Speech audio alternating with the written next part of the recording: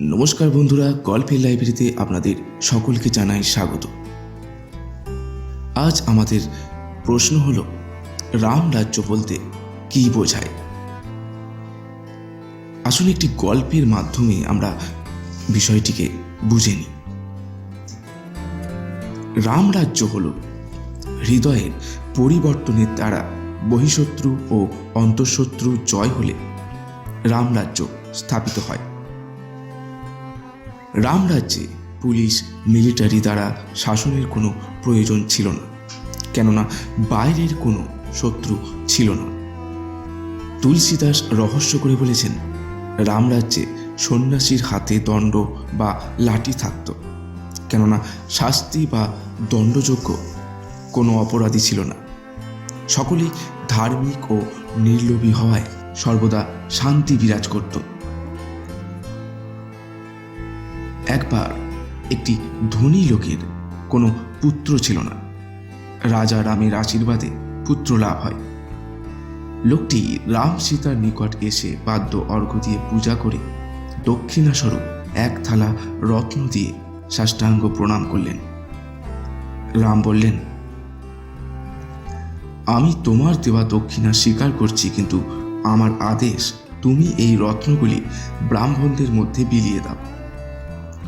রামের আদেশ মতো লোকটি রত্নগুলি নিয়ে ব্রাহ্মণদের নিকট গিয়ে বিনয়ের সাথে বললেন, আপনারা কৃপা করে এগুলি গ্রহণ করুন। ব্রাহ্মণগণ বললেন, রাজার দান আমরা কি করে গ্রহণ করি? তাছাড়া আমাদের কোনো প্রয়োজনও নেই। শেঠজি তখন রত্নগুলি রামের নিকট পুনরায় নিয়ে গিয়ে রামকে বললেন। ব্রাহ্মণগণ এইগুলি নিতে অস্বীকার করলেন। এখন আমি কি করি?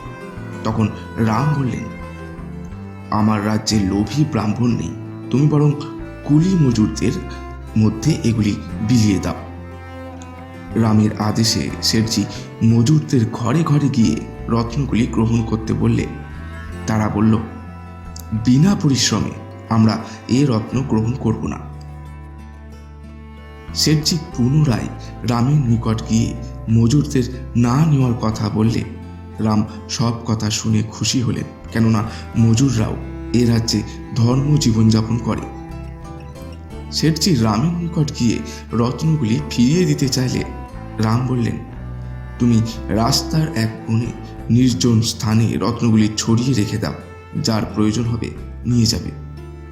শেঠজি রামের কথা মতো তাই করলেন, কিন্তু কয়েক বছর কেটে গেলেও কেউ সেগুলি গ্রহণ না করে এড়িয়ে চলে যায়।